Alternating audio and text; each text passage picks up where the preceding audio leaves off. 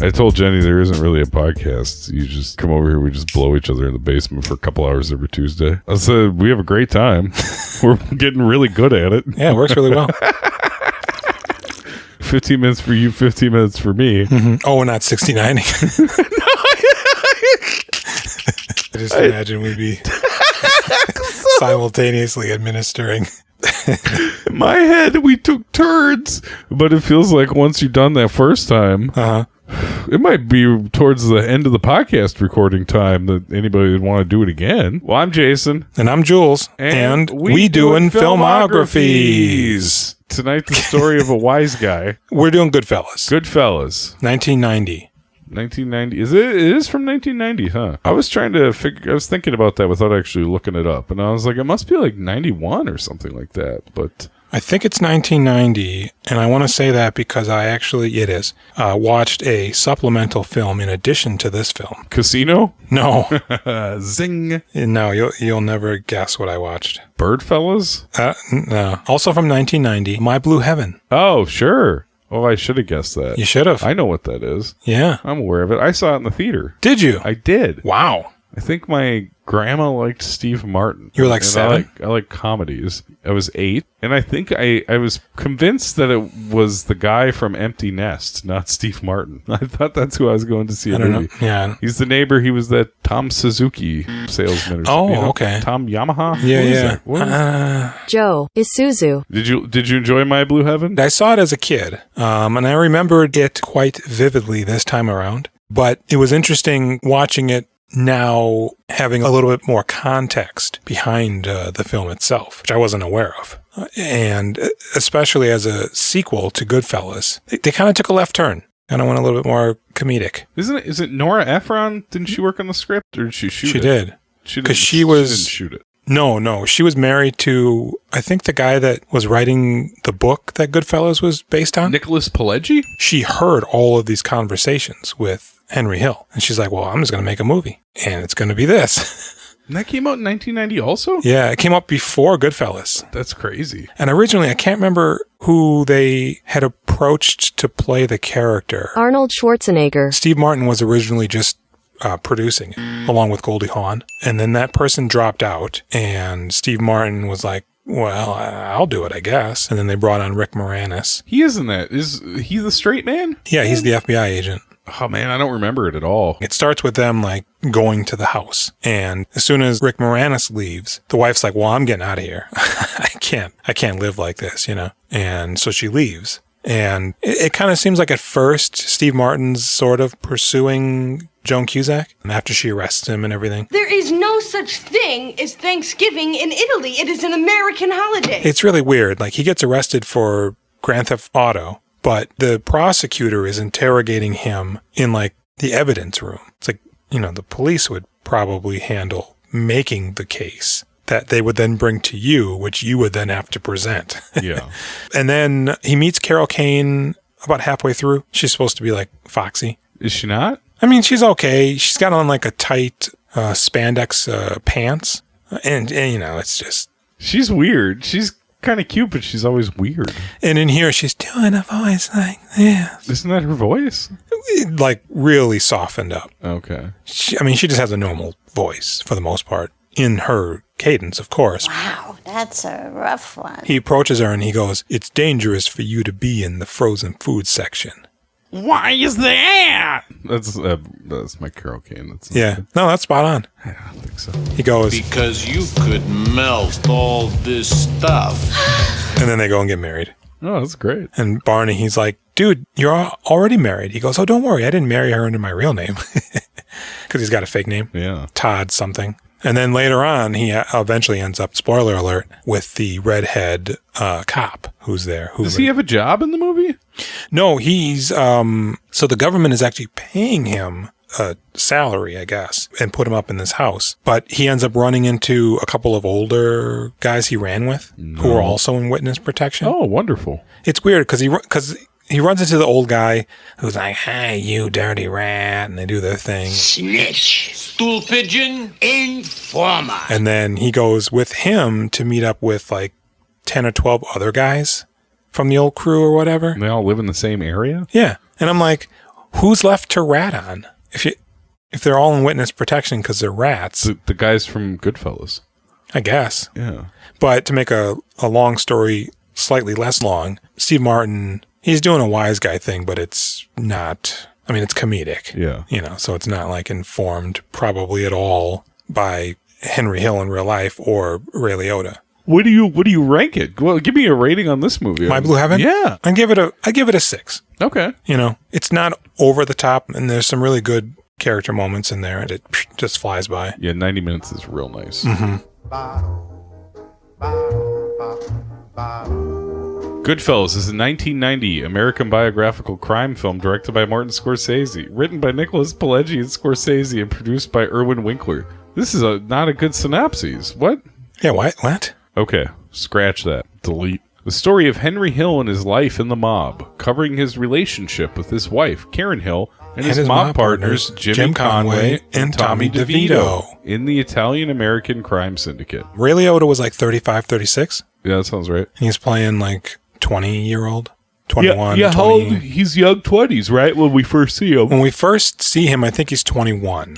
And then I have to assume, because he goes to jail for like 5 years, he probably eventually gets pretty close to his actual age. Yeah. Joe Pesci's character is in his 20s as well. Yeah. And he's like 40. Yeah, dude. He looks, when they show young Henry Hill with like young Joe Pesci, it's like, oh yeah, that guy's going to turn into Pesci in like just a few years. In like 3 short years, he looks like Pesci. They look similar. He's got the voice. With a 20-year gap, 20 years into the future, perhaps, you know. It's a little jarring. This is, yeah, man, it's a good movie. It's real good. All right, that's the end, right? Yeah. I give it 40. Oh, I give it a R. So this is like a big deal for Scorsese, right? Mm-hmm. I remember reading a little bit that he didn't want to do more gangster movies. And I don't remember the events that led up to this. I think he somehow met the guy who wrote the book inadvertently. And the guy was like, I wrote this book basically for you to direct it. And he was like, I want to direct this movie. Yeah. It's a proper reaction, I would say. So what? There's Who's That Knocking at My Door, 1967. Mm-hmm. We got Boxcar Bertha in 72. But Mean Streets is 73. And that's like what puts him on the map. Alice Doesn't Live Here Anymore, 74. Taxi Driver, 76. His Bomb, New York, New York at 77. We'll skip ahead to Raging Bull in 1980. King of Comedy, After Hours in 85. I want to see a plaster of Paris bagel and cream cheese paperweight. Now cough it up. Prior to this, we got The Color of Money in 86. The Last Temptation of Christ in 88. New York Stories, and then Goodfellas. I'm not familiar with New York Stories, I don't think. That's like the vignettes. It's got Nolte in it. I think Richard Price from the Arena Brains short. Oh. He wrote with Scorsese for their segment. Oh. So he's already on the upswing. It's I mean, not on the upswing. He already has a wonderful career trajectory. He's doing big budget movies with Tom Cruise, sequels to The Hustler, The Color of Money. Tom Cruise and he directed? Paul Newman. Yeah. I mean, I know you just said it, but I didn't register that. Until you actually explained what the movie was. And then I said, oh, I've heard of that. And then I think The Last Temptation of Christ was a controversial bomb. Yeah, and he was subject to like death threats and shit. That had Willem Dafoe in it? Yeah. He was Christ? Yeah, you know, I've never seen it. I remember seeing little pieces of it on IFC. Okay. Because then he would do another religious movie with Andrew Garfield. Yeah. Yeah, never saw that either. No, it's supposed to be good. And that's what they say. Yeah, it's 3 hours, which seems to be what he does now. Mm-hmm. The Irishman is fucking 3 hours and 25 minutes. An hour longer than Goodfellas. When I was watching Goodfellas, I was hearkening back to The Irishman. I was thinking about it too. And the one thing that I really like about The Irishman is when they introduce a character and then they're like, gets shot August, 1985 or whatever, 3 times in the head kind of shit. I like that. Because in Goodfellas, they do some... I mean, Henry Hill has an internal monologue that runs throughout the film. Yeah. But there is a brief moment when we first meet Karen where she has one. I think it comes again later. Does it come again later? When they're gun. With the gun, exactly. And I was kind of thinking like, man, I wish more people got a little moment like this where we just were in their head just to give you a little bit more of a reference point. Paulie would be good, right? Yeah, Paulie would be good. The first time we meet like Joe Pesci proper, maybe a De Niro one would have been, even if it's just when we first meet them, that would have been kind of cool.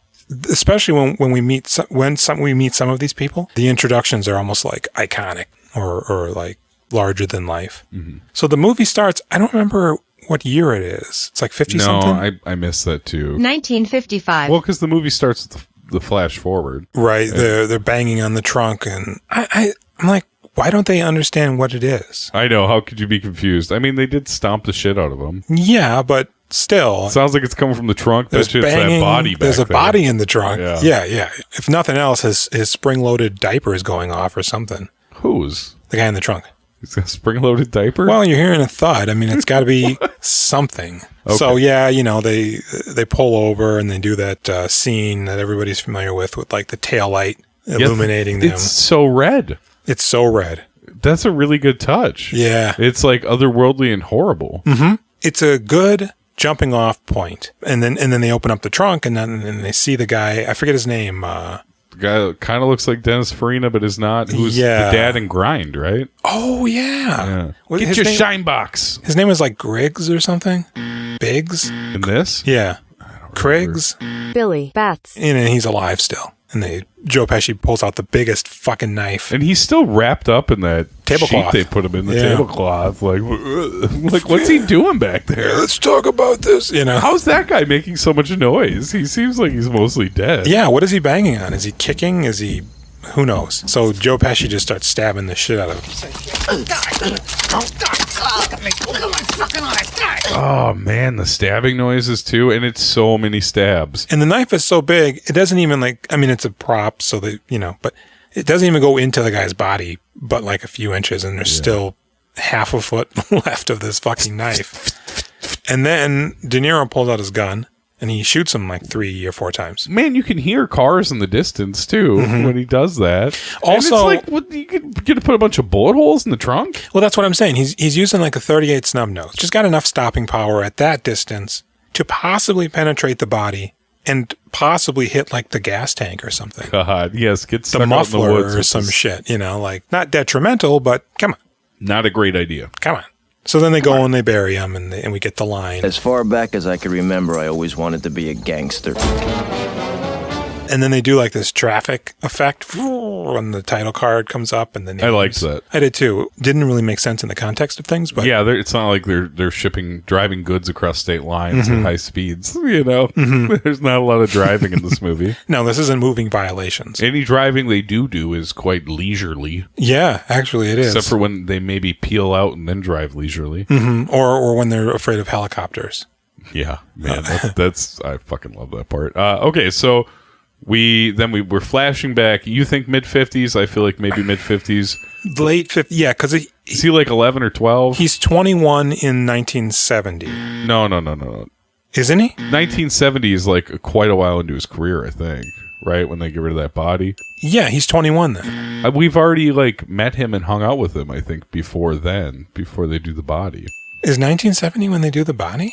1970 is the trunk scene. So I feel like we're hanging out with Henry I could have sworn in like 63 or something. At the Copacabana, it's 1970. I could have sworn, but I mean... You could be right. I'm often wrong. Who knows, right? More compelling chatter. I wish we could check this out. There must be a timeline. I don't know that we need to look it up. But. Well, the movie starts in 55, and Hank is 12. He goes to jail the first time in 1960 when he would be 17. 3 years later, in 63, is when we first meet the Ray Liotta version, which puts him at about 20, 21 perhaps. He doesn't start dating Karen until a year later in 64 when they're at the Copacabana. When they kill Billy Bats, that is 1970, which puts him at around 25, 26. So what, we flash back to the kid? Yeah, it's 1955. We figured that out. And he's not working for them just yet, is he? No, I think he's talking about how like cool they are and his dad beats him. Right, he's like, these guys, they park wherever and they do whatever, and they, And my dad just beats me up, and I have a brother who's in a wheelchair. So he eventually becomes like a chauffeur or a valet. Yeah, he runs little errands for him. He parks their cars. He starts running numbers, and yeah, his old man's just laying into him. And eventually there's a letter from his school that's like, he's not been here for months. Yeah. And his dad just wallops him with the belt. Probably the right thing to do. So then basically, yeah, he goes to Paulie and the crew, and they go and find the mailman. Yeah, I thought they're going to beat up his dad, but no. They really rough up that mailman. They fucking stick his head in the oven and let him know that he's going in there if he doesn't bring them the report cards. Yeah, and he goes, the mailman was so spooked, we didn't get any mail at all after that. His mother had to call and complain that they weren't getting their letters or whatever. That's the scariest shit in the world. A bunch of gangsters coming at you. You didn't even do anything. You just delivered the mail, your job. Yeah, you could just ask me, and I'd say sure. Yeah. You know?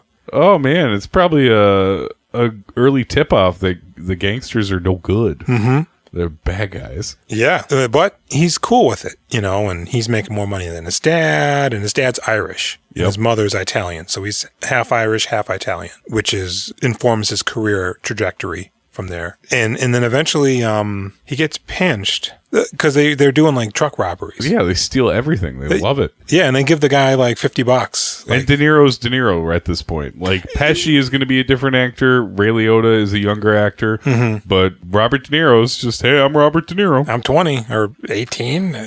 Yeah, I was trying to figure. He must be in his early 20s. He must be, yeah. Just handing money to everybody. Yeah, so Jimmy and Henry are doing their thing, and then they go to the club one night, and they're like, Paulie's like, hey, I want you to meet Tommy, who's Robert De Niro. And he comes walking in, he's just putting money in everybody's palm and shirt. And they actually said while doing that scene, De Niro demanded that he had real money because it has a different feel than the fake money. So the prop guy gives him $5,000 of his own money. And then after every shoot, they had to like stop and like collect all the money to make sure nobody was walking out with it. That's a good quirk. I like that. Yeah. I'm glad De Niro did that. Yeah. It's a little overboard, but he's right. He's a method actor, right? He's diving in. Mm-hmm. Don't let him feel the fakeness of what he's doing. Yeah. If your mind thinks it's money, I think it helps you feel that power. Yeah. Right? If you're just handing out fake money, it's like fake money. Yeah, it's play acting. But nobody, and most people in real life don't just go through $5,000 walking into a building, you know? So you feel pretty cool, you know? And they actually said also that his, for every suit that he wore, he had a matching watch and pinky ring. God. They really went into, Scorsese didn't want Ray Liotta meeting or interacting with Henry Hill at all while they were making the movie. He didn't want that to inform his performance. Because Ray Liotta, he caught his attention coming off of Field of Dreams, and before that, Something Wild. And so he's auditioning, and they're just like, man, I don't know, you know? I don't think this guy's got it. And one night he was going to meet Scorsese for drinks, I think. And it was at some sort of an event. And either was Scorsese's bodyguards or like some bodyguards at the event. They were like, kind of like, they didn't know who he was. So they were like, no, you can't. You know, just come on in or whatever. And Scorsese was watching the interaction. And he said that Ray Liotta was just like super chill, super cool, just handled it. And he's like, that's what Henry would do. So he hired him, basically. But Robert De Niro apparently was on the phone with him like 5 times a day. Henry Hill? Yeah. Oh. Just like, how did Tommy pour his ketchup? How did he hold his cigarette? Like, just granular level minutia. That sounds so obnoxious. Yeah, but Henry Hill, the real one, said that Tommy and Pesci, De Niro and Pesci, were like 90 to 95% accurate with their portrayal. The only difference was that the actual guy apparently was like really built. Oh, really? He's not just little Joe Pesci? No. Joe Pesci's like, what, 5'2"? 5'4". He's diminutive. But yeah, he is very diminutive. Short in stature. Mm-hmm. And it works for him. He's a firecracker. So they're stealing trucks. And Henry Hill is unloading cigarettes at like the docks or some shit. And some detectives come in and they're like, hey, what are you doing? You can't be here. No. It's fine. It's okay. Listen, it's okay. Yep. Like a crossing guard lady comes and gets a case of cigarettes. Everybody. Yeah. And so they pinch him. And they bring him down and arraign him. And he just doesn't say shit. and their lawyer, basically. I mean, how long did he go for? None. Like the guy, he goes into the courtroom and he doesn't know what he's doing. All of a sudden, a lawyer comes in. He's like, just sit down. And he basically looks at the judge, and the judge just lets him go, effectively. So then he comes out. Oh, you broke a cherry. All the gangsters from the neighborhood are there waiting for him to come out. Yeah. Really, you guys? You want to just be in a big group in front of the judicial system? It's so insane how, brutal these guys were. And out in the open? But then they were just like... Oh, family people nice? Yeah. Like, hey, the kid's doing good. Yeah, Like, there's a scene later on where they're punching each other outside Paulie's bar or whatever, or restaurant. And the guy keeps, like, punching the other guy in the dick. He's, like, grabbing it and shit. It's like... what the hell? I mean, I think that with Paul Sorvino at the head of the organization... I don't think they're doing a ton of hits, man. I think, they're stealing, they're extorting some money. Mm-hmm. It seems like things get much uglier as time goes on. Mm-hmm. As Tommy starts to become more Tommy. Yeah, I mean, he's obviously an outlier within this group. Yeah. In that he's viciously angry and dangerous. Yeah. And the really stomach-turning stuff that comes much later in the movie is based off of large quantities of money and fear. Mm-hmm. So I don't necessarily think it's like that. I think it seems more playful in the beginning. They might burn out a store, but I don't think they're killing people. Right. When they're robbing guys, they're paying them. Yeah. I mean, they threaten him and he takes his license and shit, but he gives them a 50. Nobody... In fact, one guy, when they steal his truck, he comes back into the restaurant. Hey, 2 N-words just stole my truck. Yeah, because he obviously knew them, right? He gave them a little nod when he went He knew something, right. So he gets pinched, and Robert De Niro, he's like... Everybody gets pinched, but you did it right. You told them nothing, and they got nothing. I thought you'd be mad. Man, I'm not mad. I'm proud of you. You took your first pinch like a man, and you learned the 2 greatest things in life. Never rat on your friends, and always keep your mouth shut. Somebody tell Billy Crudup in Monument Avenue, you never rat on anybody. It doesn't matter if it's your enemy. You just can't rat. Somebody better tell Henry Hill, too. Again. It was a rat noise. I liked it. So, effectively then... We're Ray Liotta now. We're Ray Liotta now. By the time I grew up, there was $30 billion a year in cargo moving through Idlewild Airport. And believe me, we tried to steal every bit of it. And, boy, he's looking good. He looks great. I will say that Paul Sorvino, when he was cast for the role, he was like, I can't do this role. I don't have the look. I don't have a mean guy look. And then he said he was just sitting down one day and he I don't know if he had something on his mind or if he just was not thinking about anything at all. And he caught himself in the mirror and he goes, yeah, I can do this. He's not a big, scary man either. He's very direct and you shouldn't cross him. But he's not super frightening. No, when the guys are horseplaying out front of the restaurant, he comes out, stands in the doorway and everybody stops. He just shoots a couple glances, goes back in. He's like a dad. Yeah, like... Mira Sorvino's dad. He's going to let you, he's going to let you know, he'll pop you in the mouth, if you keep talking, but right now you're getting the look. And I like how that little guy, the short, round guy, I think that's supposed to be his brother, the guy with the cigar. Short, round guy? Yeah, who's always whispering to him. There's a guy in there, he's short and fat, okay? Do you want me to say it? Yeah.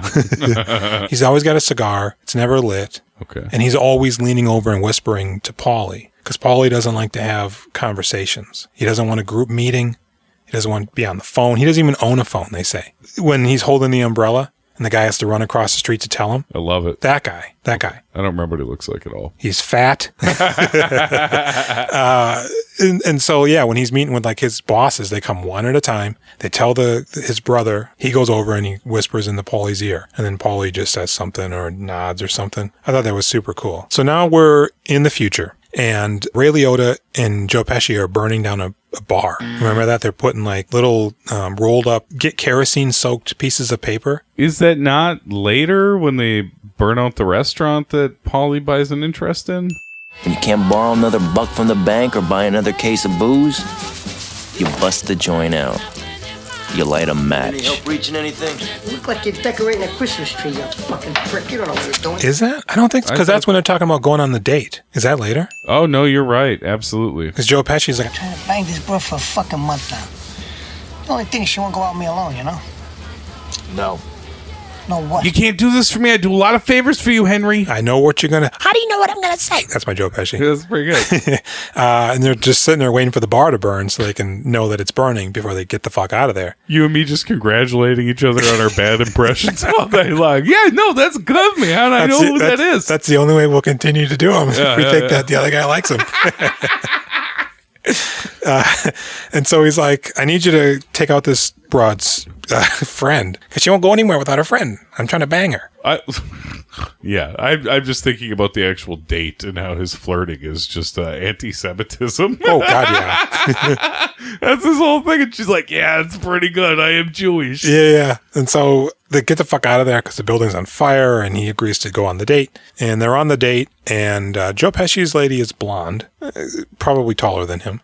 I mean, even sitting down. Is it Rhea Perlman? If it's not Rhea Perlman, she's taller than her. Yeah. And they're having a good time. But Henry, he has to go meet a guy already for like gang stuff. So he's like, I can't do it that night. I got gang stuff. And he's like, I'll come before the gang stuff. So he's at the table, and he just could not give a shit. Yeah, he's such a prick, man. He's playing with his lighter. He's not looking at her. She's sitting there with like her arms crossed, just staring at him, taking little digs. He's just rushing through. I don't even know if he ate. Right. And he's like, can I get the check? And Joe Pesci's like, man, what the fuck are you doing? Wait a couple of minutes. We'll all leave together, okay? This way you don't go out like a bunch of hobos staggering out one at a time. And then I think that's when she gets her first voiceover. I couldn't stand him. I thought he was really obnoxious. Just like, who the fuck is this so-and-so? And boy, I never had an opinion before. God, I loved her. Lorraine Bracco? Yeah. She's great. She, later on at the wedding scene, I'm just like, there's so many things going on here, and I love all of it. And she's cute, you know, she's a firecracker. That's the thing, though. Like, he's not interested in her until she starts acting crazy. I remember, she's screaming on the street, and I mean loud, but she looked good. That's the kind of woman I want to be with, somebody who comes up to me in public and starts screaming at me and telling me I'm a piece of garbage. Did you know she was married to Harvey Keitel? I did not know that. They have a child together. Who is the child in the movie that doesn't want to kiss Paulie when they go over to his house? She's holding her little daughter. And he goes, oh, can I get a kiss? And she's like, no, I can't get a kiss. That's her and Harvey Keitel's child. And then later on... They didn't stay together? No, they got divorced at some point. And then later on, one of the older daughters is again one of her actual kids. Really? Yeah. Bracco's? Yeah. Huh. Not like probably later, but like when they were maybe like 10 or something. So he just bails and he goes to meet like Muddy or Putty or somebody was Stucky or some shit. And I don't even remember what the fuck it's about. He does go to meet a guy though. Then Henry's just outside the ball busting place and they're all busting balls. And she forces the ball busting headquarters. They were supposed to go on another date. Yeah, it's like a week later, I think. And he just doesn't even show up. So Joe Pesci, she forces him to drive her up there. She's fired up, man. Yeah, she is. And so she jumps out and she's just ripping him a new A, man. You got some nerve standing me up. Nobody does that to me. Who the hell do you think you are? Frankie Valli or some kind of big shot? I didn't think you were interested in me. You don't treat people this way. Yeah. You didn't say anything. You seemed bored. God, fucking gaslighting hard, dude. Yeah. And she kind of falls for it. Yeah. She goes, maybe I was. And he like gives her he's just like, he's staring into her soul and she's like, he is really hot. That's her voiceover talking about how hot he is, right? And so he goes, well, let me make it up to you. And she goes, it better be something good, man. And, you know, so then they go to the Copacabana, which was a real club. And this is the famous tracking shot. I like going this way. Better than waiting in line. Right, because what happened was the venue where they were filming this, they for some reason wouldn't let the crew go in through the front door. So they all had to go in through the kitchen. And Scorsese was like, this is kind of interesting. Oh, we could really do something with this. Lay down some tracks. I'm going to put my mother in this movie, I think. Everybody's gonna watch this movie and they're going to love my mother. And it's true. It is true. We all do love your mother. We do. I'm sorry to hear we're passing. Yeah, that is sad. Probably 20 years ago. Yeah, more than likely. You know, so they pull up and there's a line out front. And she goes, you gonna give him your car keys? You gonna leave your car? He goes, it's fine. Don't worry about it. What? I've never, you know. So then he pushes through the crowd. Or they actually part for him. And he goes down into the kitchen. And it's like the most circuitous route. Just boom, bam, boom, bam, and this That's guy's just legit, though. I totally buy it. I absolutely buy it. And there's a guy in a bucket cutting potatoes. It'd be one thing, right, if you just went through the back door and you were in. That's impressive. But like taking her through the kitchen. Oh, I thought it's wonderful. Maybe. I don't know. I would kind of be like, are we there yet? It's a wild ride. I thought you were trying to impress me. Well, I think she'll be very impressed when they get out to the floor and there's no table and everybody swoops in and lays down a table. Another person brings over a fucking lamp. Yeah. Yeah. And some seats. I think she even goes to him. Gave them $20 each. Sorry. And there's like a real corny comedian. The king of the one-liners, Henny Youngman. But that's the real comedian. And it's, but it's like a whole thing, right? That is him, right? I think so. That guy would still be alive back then, I think. Could be. But yeah, the Take My Wife Please guy. But it's like a whole night. The MC, the opening act, the guy singing.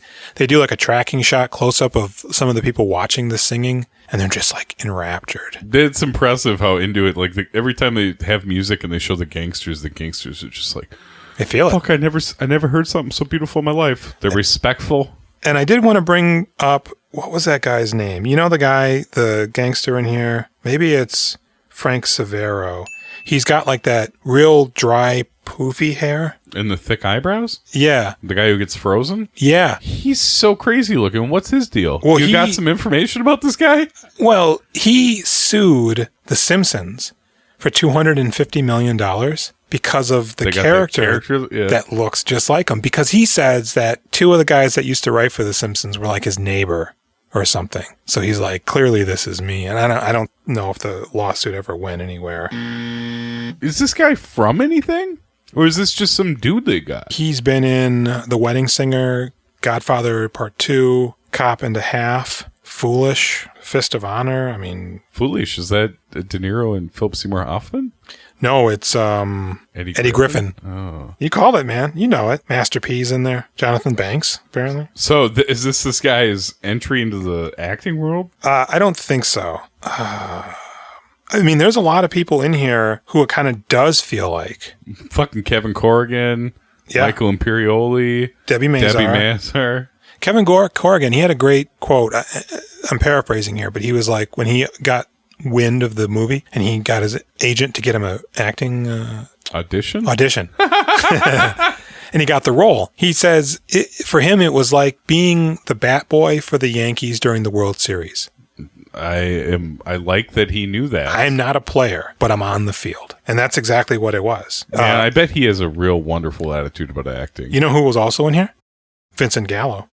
What? He's in, he's one of the Ray Liotta's gang friends, members. What? Yeah. I don't recall seeing Gallo in this. I don't either. It's weird because it says it has Vincent Gallo on here and his name is in the credits. By the time I got to that point, I didn't want to go back and scrub through. I feel like I would have noticed Vincent Gallo. I feel like I would have too. And I've even looked up Vincent Gallo Goodfellas, right? And this, I don't think this is him, but this is the closest thing I could think that would be him. That looks like him. It's him, but I mean, the context of it doesn't seem like anything that sticks out in my mind in the movie. That didn't happen in the movie, no. Right. So I'm like, nothing is popping up for him image-wise. So, but I mean, his name is in the movie. So feel free to send in some screenshots of Vincent Gallo in Goodfellas at WeDoingFilmographies at gmail.com. Oh, here's a dumb article. What happened to Vincent Gallo after Goodfellas? God, and I'm like, Vincent, he played Henry. It says Henry's 70s crew member is his character. I don't remember Henry having a crew.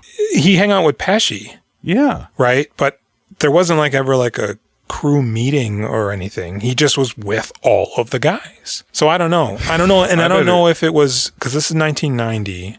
I guess I don't know how old he would have been. He was born in probably an old looking 61. 23. Okay. So he would have been 29. So it's possible, depending on how he looked, that he could have been with the young. He's like 60 now? Yeah, he's 61. Wow. Yeah. He could have been with the young Hank Hill, maybe, running around. Maybe he was with him when he was moving cars or something. But it says a 70s gang. So, I mean, he would have been Ray Liotta. I'm going to have to assume he was just in the background. Had no lines. Probably not even like a close-up. I don't know. So, they're dating now, and he's doing more crimes. I think the next notable thing is when they go to meet the wig guy. Is it Maury? Maury. Don't buy wigs that come off at the wrong time.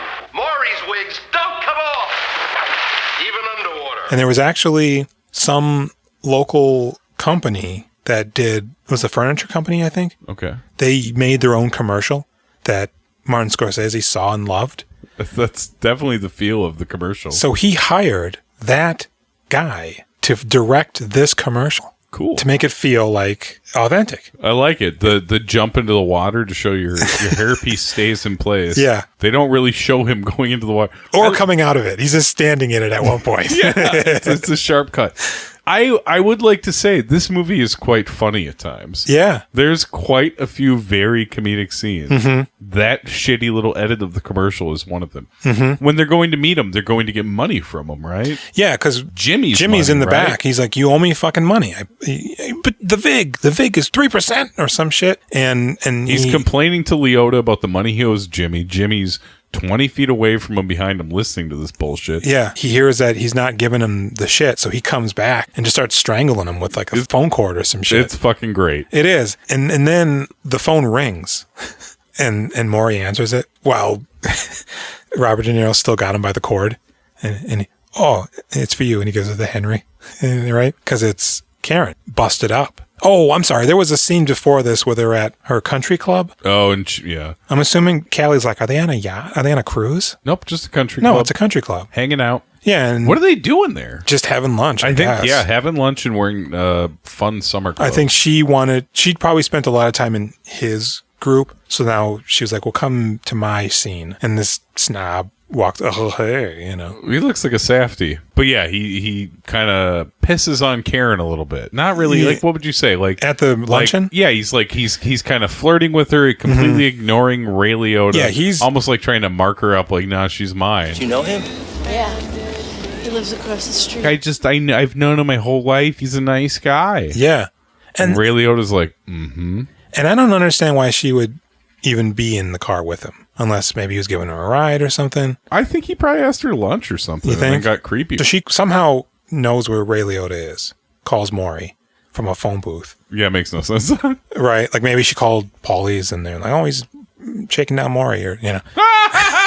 So Ray Liotta's like, I gotta go. And he rushes out and he flies over to pick her up. And she's like, I don't know what happened. He was getting touchy and he threw me out the car.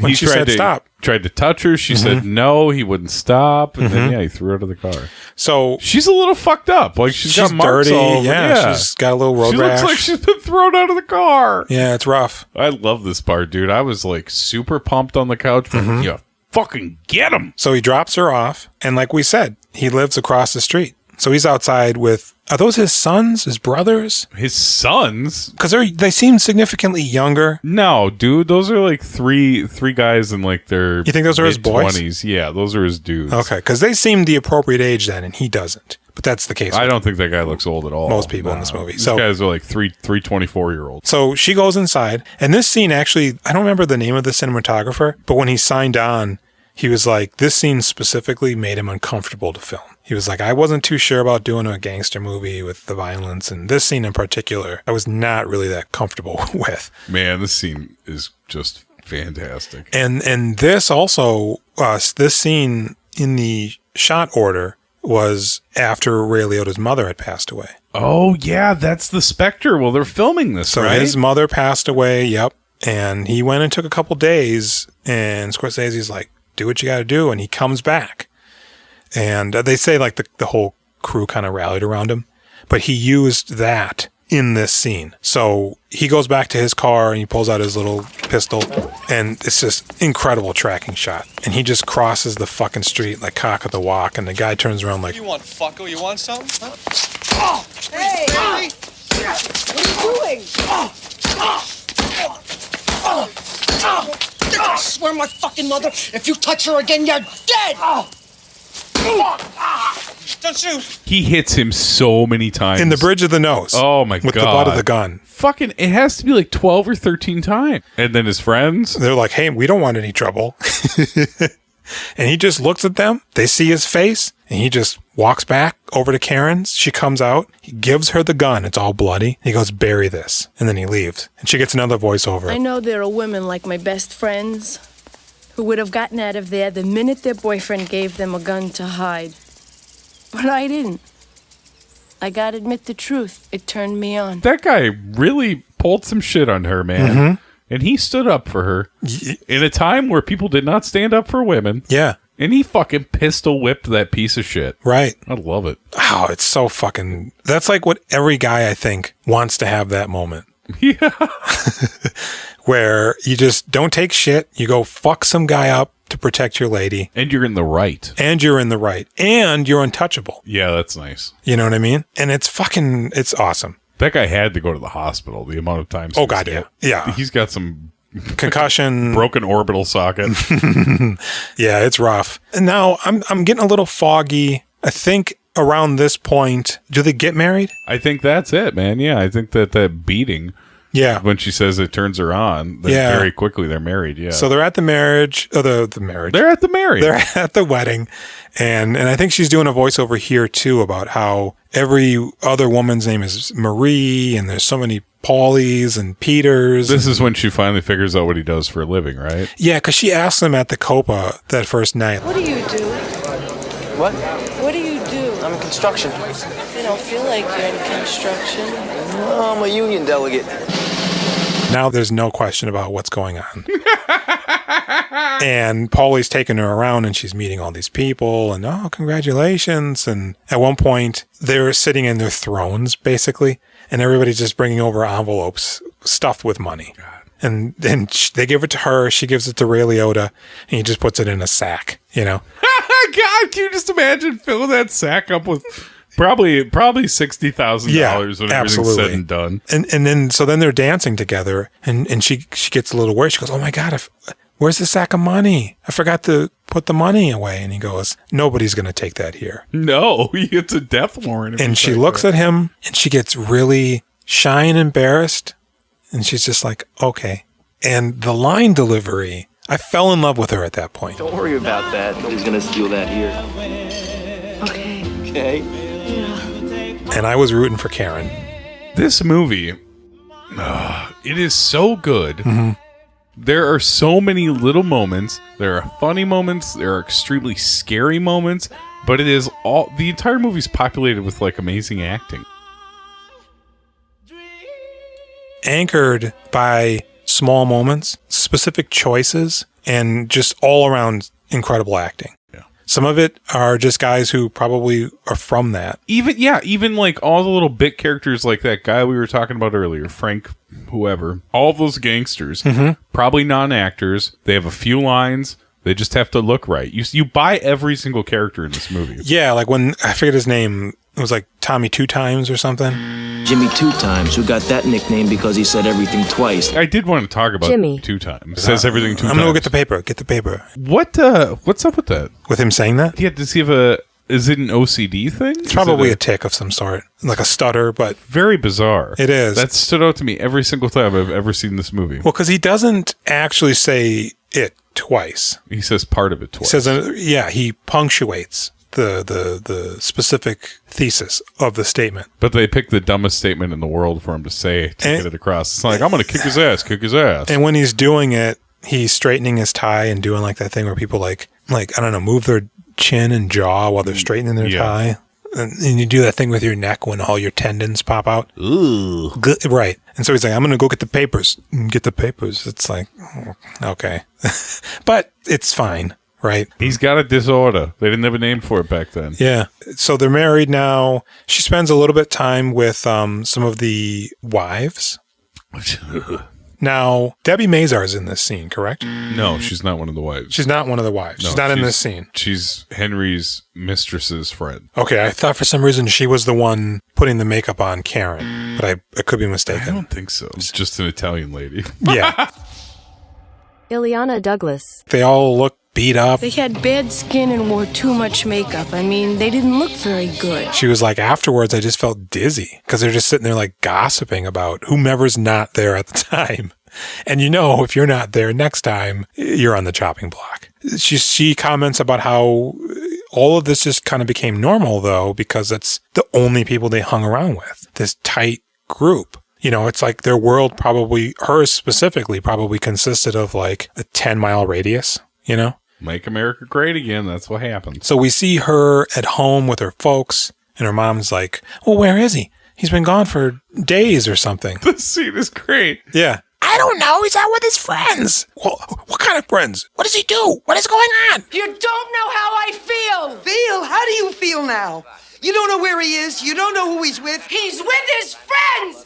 Dad! So finally he shows up, and Karen starts making her way to the door, and the mom just fucking beelines it, opens up the door. Where you been? Your wife's here. And he's drunk, maybe? Yeah, definitely. He's jiggling his keys, and he just looks at him, scoffs. Starts doing that crazy Liotta laugh. Turns around and leaves. Laughing the whole time. And Karen's like, and he gets in the car, Pesci's driving, and he's like, let's get the fuck out of here, or whatever. And no doubt they were probably doing crimes and possibly having sex with women. I mean, it seems like they fuck whoever they want. They get married and they fuck whoever they want. It's curious how family orientated they are. And if your wife ever stepped out on you, you'd beat her up, but men... It's what they do. They have needs. It's like a bull, right? When he sees red... It goes crazy. Remember that? Yeah. Yeah, you do. So he leaves. Yeah. Then what? They reconcile? Well, he's like, we're just going to get an apartment or a house. He's like, we're not going to live with you folks anymore. Yeah. And so she starts decorating and... why would they be living there? He's been making so much money for like 15 years. She said, you're the one who wanted us to live here, to her mom, I guess. I don't know. It doesn't seem like something he would even entertain. Yeah, why would you?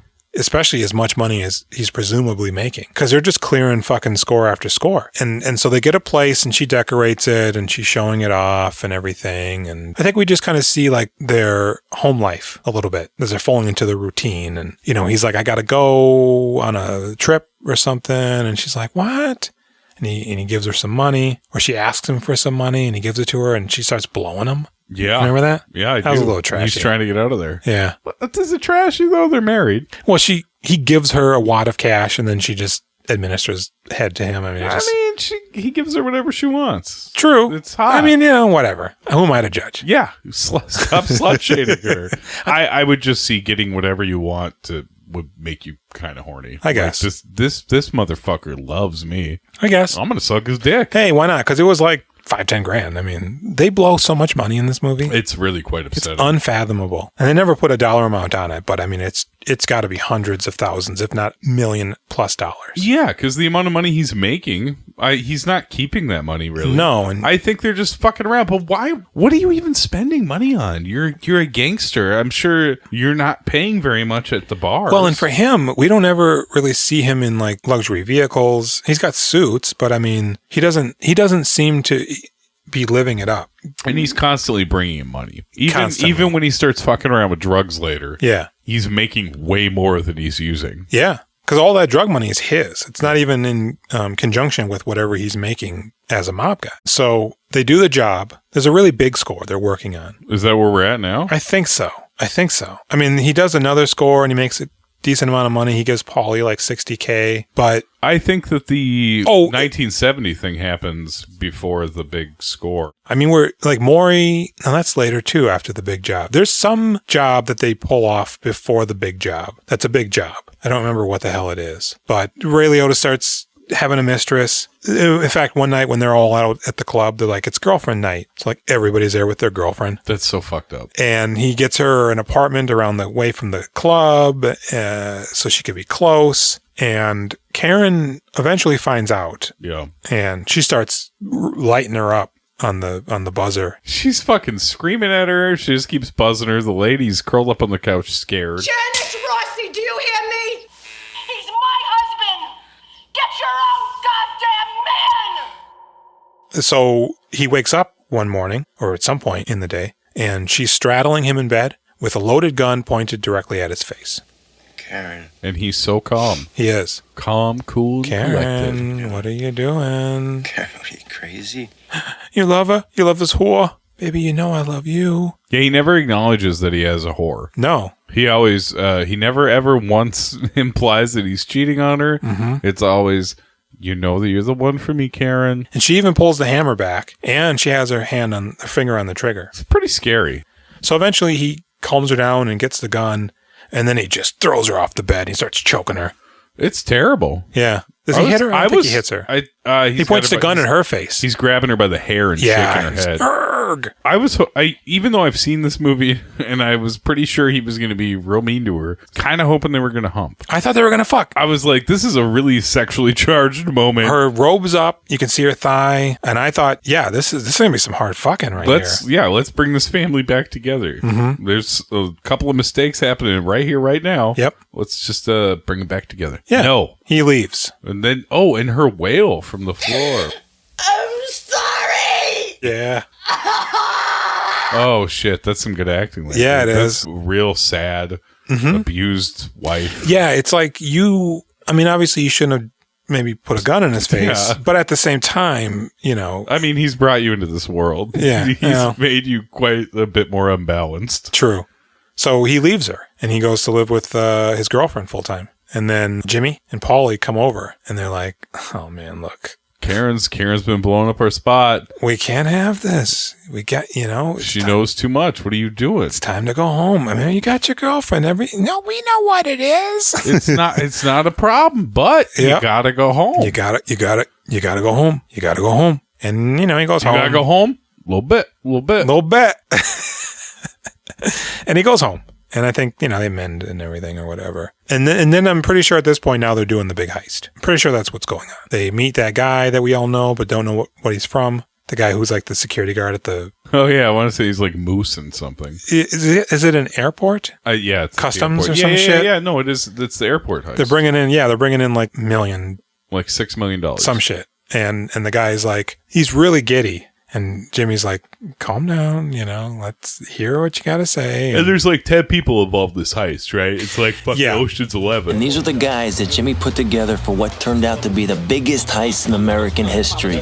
Tommy and Carbone were going to grab the outside guard and make him get us in the front door. Frenchie and Joe Buddha had to round up the workers. Johnny Roast Beef had to keep them all tied up and away from the alarms. Even Stax Edwards got in on it. Samuel L. fucking Jackson, right? So they do the heist. And Ray Liotta's like in the shower and the news comes on and they're like, it's the biggest heist in the world. And he's just like, It's real exciting. Everybody's so happy. Yeah. They have a party. Yep. At the bar. Yep. And, Jimmy said, we got to be smart. God damn, this is like a very amazing set of events after this happens at this party where it forms the rest of the movie. Yeah. So they have this party, they have this get together.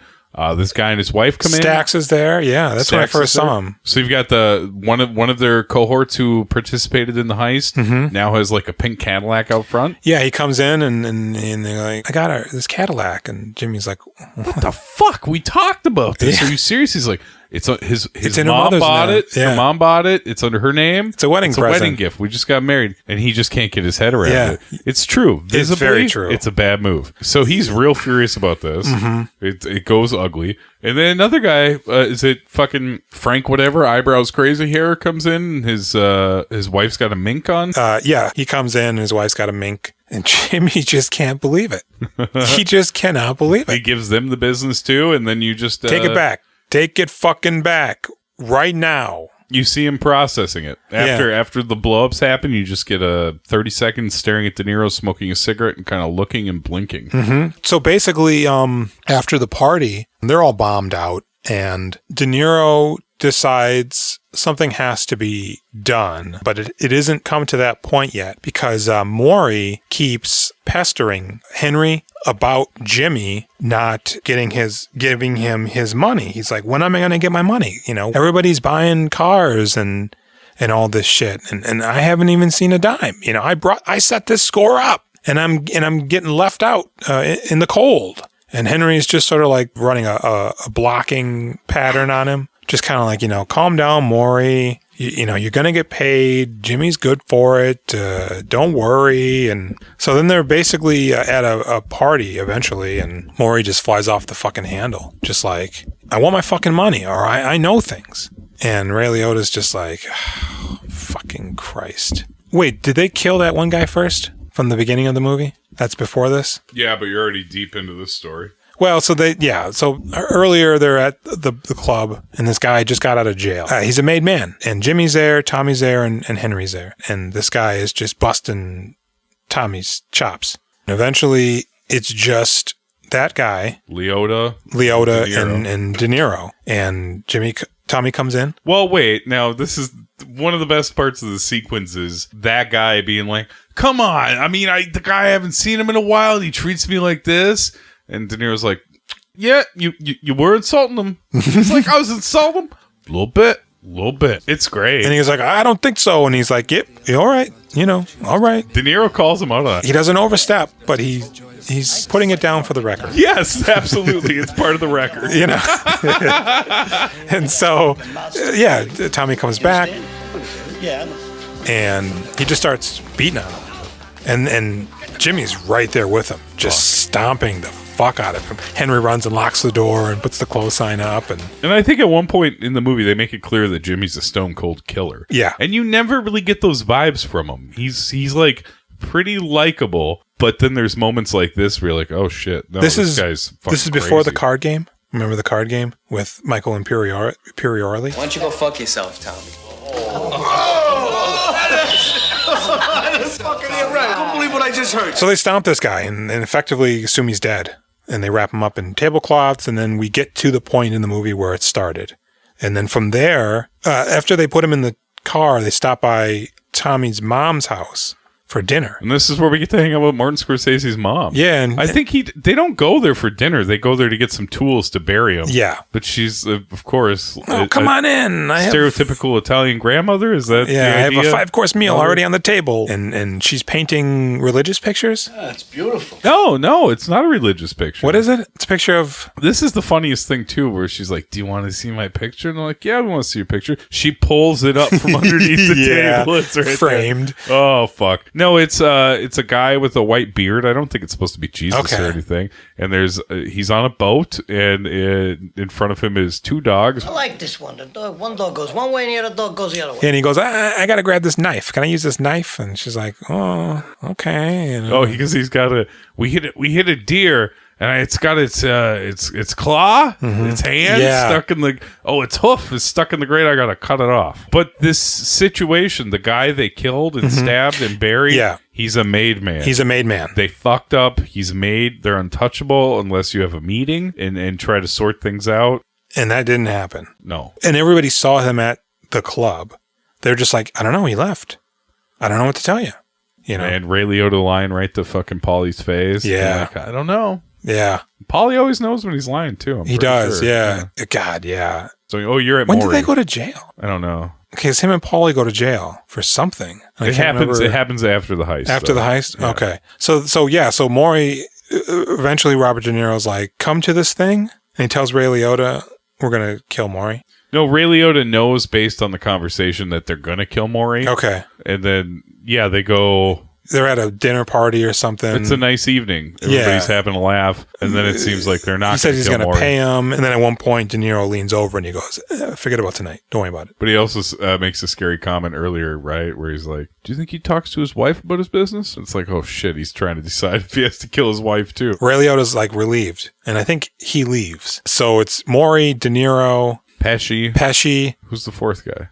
Maybe hair guy or a different guy. It is hair guy. It is hair guy because he ends up driving. They're all going out. He's like, let's go out for some coffee.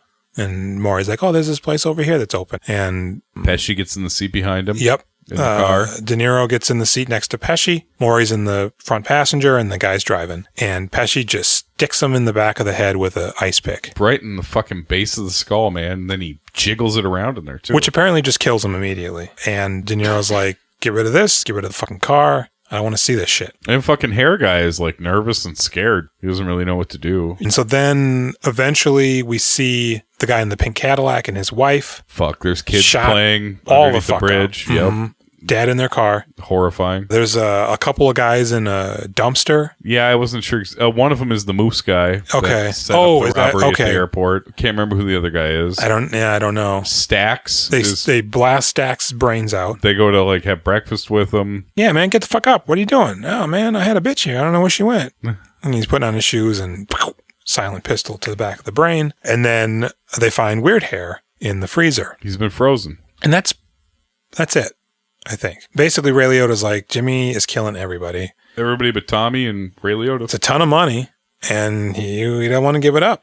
And these guys are fuck asses. I think he's a little more worried about getting snitched on. I think the thought originally crossed his mind that it would be nice to have the money, but he's fair. He isn't just killing people. Yeah, we don't really see anybody kill anybody in here, except for the guy in the trunk and Joe Pesci. We don't ever see Henry kill anybody. No. But I think he had in real life. I would imagine, because he's always just a bystander who's helping out. Right. He's always like a deer in the headlights when violence happens. I can't believe you're killing people. What? We do violence? Blankets. I'll dig the hole. Yeah. So, God, I don't remember what the hell he goes to jail for. Something... Oh, it's the Florida thing. When they go down to Florida to get some money out of a guy that's supposed to give it up to him, they beat the shit out of him. His sister-in-law works for the FBI, like a stenographer. She snitches on all of them. Right. So Henry Hill goes to jail with Paulie, and they live like kings on the inside. Does Paulie get out first? Yeah, because Paulie's just there for a year. Right. And then Henry's got another 4 Exactly. Years. And yeah, they're just wearing like tracksuits and eating salami, cooking on hot plates. They got the good olive oil, the good baguettes. And Karen is smuggling drugs in. I think some other people are too, for Henry. Because after Paulie leaves, their connection to Paulie's done. Right. They're on their own. Yep. Nobody wants anything to do with them. And he's selling the drugs while Paulie's there. He doesn't think Paulie knows, but we later find out that he was aware of it. I think he starts selling the drugs after Paulie goes bad. No, because he goes red, white. Oh, perfect. Now we can eat. He gives him the wine. And then he goes back to the bed and he's putting the drugs in his jacket. Oh, I didn't catch that. And then he goes, I'm going to go for a walk. Oh. And he goes for a walk. And then he meets one of the screws, turns his back while he's selling drugs in like the, I don't know, office or some shit. And he gives the screw a cut. And then Karen comes to visit and she sees the girlfriend's name on the registry. She's pissed. Taking off her big coat, slamming down the salami and all the shit she's smuggling in. What the fuck am I doing? You bringing this girl here and you want your drugs?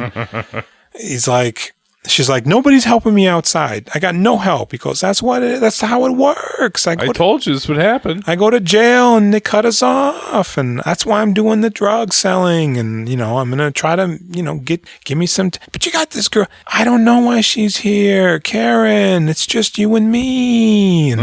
And he gets out and they have a party and she's back in the fold. But he managed to make some connections. And Pittsburgh connection. Pittsburgh. So now he's moving pretty heavyweight. Fuck, dude. He is selling so much cocaine. And Paulie pulls him aside and he goes, look, now that you're out, I'm not going back to jail. I'm not going to be one of these guys in their 70s fucking dying in jail. I knew you were doing that drug shit. You did what you had to do to get through there, but now that you're out, you're done with it. I don't want you doing that shit. You let me know if anybody's doing it. Yeah. Slaps him.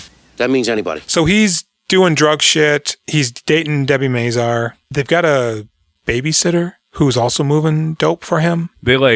They cut and mix the cocaine, right, at Debbie Mazar's place. Yeah. They break it up, or I don't know, they make bundles, whatever. The babysitter helps them move them at his house. Flying the drugs? Is she going to Pittsburgh to pick up the dope and then coming back? What is she doing? She's delivering the dope somewhere, but she's going on a plane. I don't know why. They're like, we got to tape the dope to you. So yeah, at some point here, I don't know when, now that you mention it, Jimmy gets the news, or Tommy gets the news. I feel like this is shortly after they kill everybody from the heist. It probably... Because they're like both bubbly and so happy. It probably is. Because we don't see Jimmy all that much after this. So it's probably why then Henry Hills doesn't have anybody watching out for him to set him straight when he's doing the drug shit. So basically Tommy gets word that he's going to be made.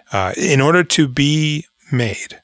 Jimmy loves him so much. He's so happy for him. Yeah, he is. You have to trace your lineage all the way back to your ancestors in Sicily. You got to be like more than an eighth Sicilian. Jimmy, you have to be full-blooded. Jimmy can't because apparently he's Irish, which is Robert De Niro Irish? No. And Henry can't be made because he's half Irish. Jimmy's even got an Irish last name, apparently. I don't know what it is.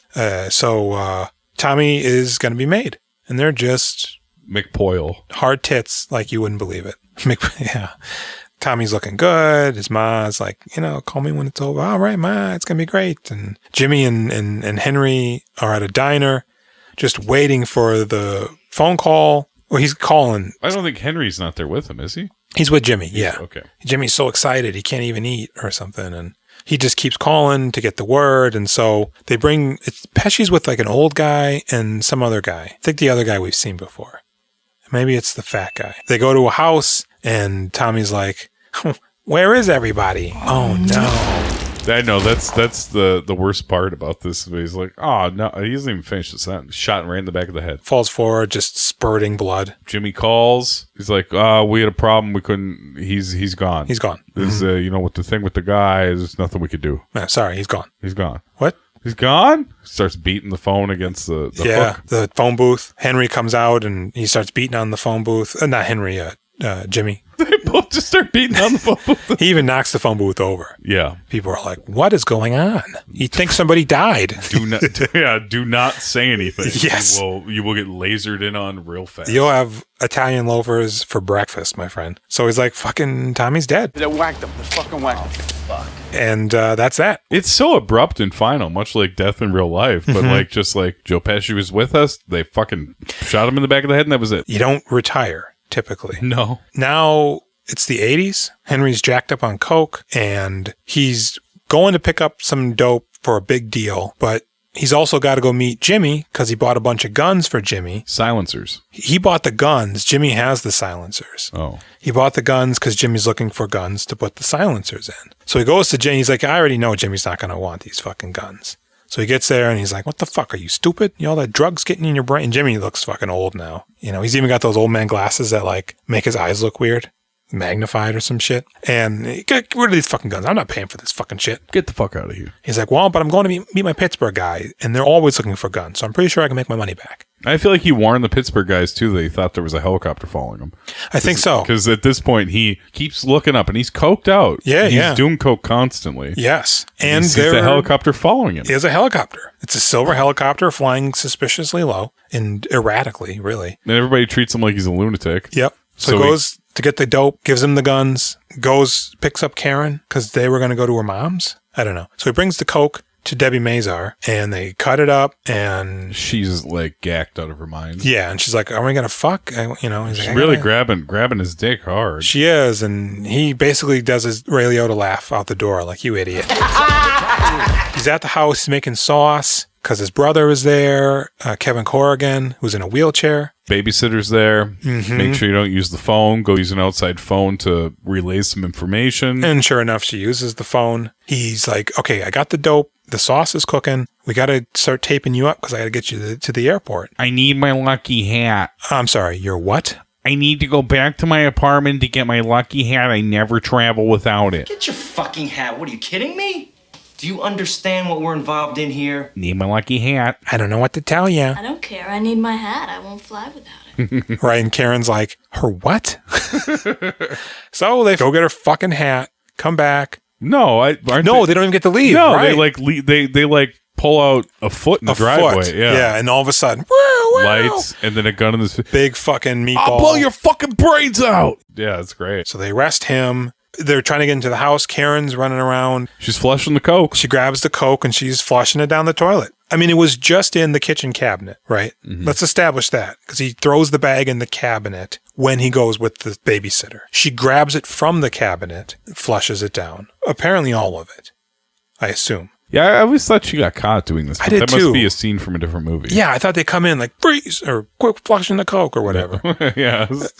And so he's in booking, and they're just bringing in the babysitter. We see the babysitter. We see the Pittsburgh connection. Like, she's going to talk. Pittsburgh connection. Fuck. Debbie Mazar.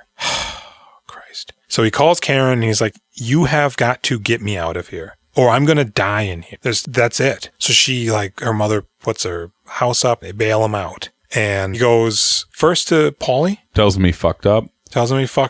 And he basically gives him like $3,000 that he's got in his pocket.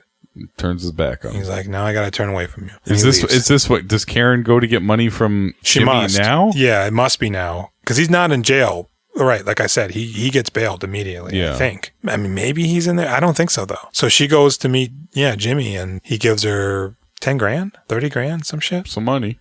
And he goes, oh, you know what? I've got some fur coats that I can't get rid of. Well, at first he's like checking, like, so was he saying anything to him? He's right, kinda how's he doing? around. Is he talking shit? Is he ratting on me by any chance? So he's like, well, why don't you go check out these fur coats I got down the way? Can't get rid of them. That's such a creepy sequence. This is like one of the most memorable sequences. Yeah, and so he's like, go all the way down to the corner. And I mean, really, you'd be getting quite suspicious that he's just standing there telling you to go. Yes, when he would have gone with her. Way less time to walk her down there. Yeah, yeah, like he obviously would have went with you if things were correct. Yeah, so you just keep saying, no, it's right on there, right on the corner. Yeah, it's over there, right there. Literally at the end of the block. She sees two guys. They're moving stacking something. Boxes. And I think a line of dialogue is even insinuating that it's to block the view from the street, I think. And they stop and they look at her. She sees us. Yeah. And then, I gotta go meet my mother. No. It's just in there. And she runs to her car and peels the fuck out. It's so scary. And Jimmy's just kind of looking and he goes back in. Eventually, Ray Liotta meets him for lunch or something. And he's like, look, we've determined who's ratting on you, right? And I need you to go kill him. Go with Anthony into the woods. Yep, it'll all be over. You'll kill this guy. They won't have a case. And he writes down something on a matchbook. And he goes, that's when I knew I would never have come back from Florida alive. Jimmy's never asked me to kill anybody before. And so he flips. Fucking rats him out. Goodbye, Paulie. Goodbye, Jimmy. Mm-hmm. Goodbye, all the people. And there's a really good scene where, and I could be mistaken, but I believe I read that the guy that's telling them about witness protection is the actual guy who told them about witness protection. Oh, really? And he said the only difference was that in reality, Henry Hill had two of his mistresses in the hallway he was trying to take with him. And so they're like, you're going to be cut off. Can we go somewhere warm? I mean, I can't promise that, but if it's not somewhere warm, does he say warm? Yeah, I think so. He's like, I get bronchitis. Well, if that's legitimate, then we'll take that into consideration. Well, what about if my parents get sick? Well, there's maybe a possibility we could maybe get some information, but effectively you will no longer exist. Yeah, that's the whole point of witness protection. Yep. And she goes, well, I mean, do you need me? And he goes, quite frankly, I could care less. But if you being with him makes him a more amenable witness, I would, yes, prefer that you go. And the only way they can get to him is through you. Which they certainly would. Yeah, of course. Yeah, mail him toes.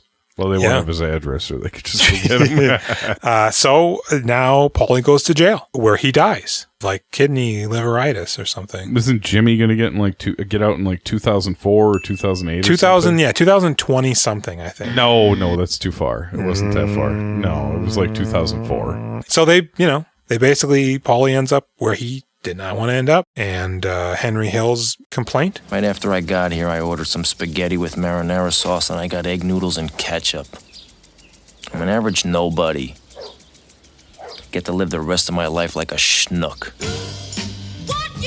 Yeah, no, this movie's fantastic. It is. I find De Niro really scary. Mm-hmm. I find him really personable, but like really terrifying. I like it when he's part of their family for a while in the beginning, like with the kids and stuff. Mm-hmm. And he's got those tattoos on his arms that make him seem like a real criminal. Yeah. Like, don't fuck with this guy. But yeah, when he starts like killing people, just because he was a hitman originally. He did crime stuff too, but he eventually transitioned seemingly into more of a robber, He likes it. They go through the whole thing about how he just loves stealing. Yeah. And fucking Pesci's like kind of a bitch a lot of the time. But when he gets mad, that face he makes, it's like, yeah, this guy's really intimidating. Yeah, he is very good at flying off the handle and really being maniacal. It's funny because we're doing the spookies, but so much of this is like more taught. Did it give you like some kind of a spooky feeling or something? I mean, honestly, it was unnerving at times. Yeah. And they handle the violence in a way that it's like really kind of gross and unsettling. Yeah, to the point too. Yeah, when they're beating that guy. Not romantic at all. No. It's just ugly. Gurgling and fucking just, yeah, it's rough. Because they even said they shot Tommy. I mean, they shot him in the back of the head, but they shot him through the face. So his mom can't even have an open casket. Mm-hmm. That mom that we've grown to love in the 3 minutes we knew her in this movie. Yeah, this movie's really, it's a real powerhouse. It's Crackerjack, man. I like it. Crackerjack. Mm-hmm. Liotta's fantastic. Nobody sucks in this movie at all.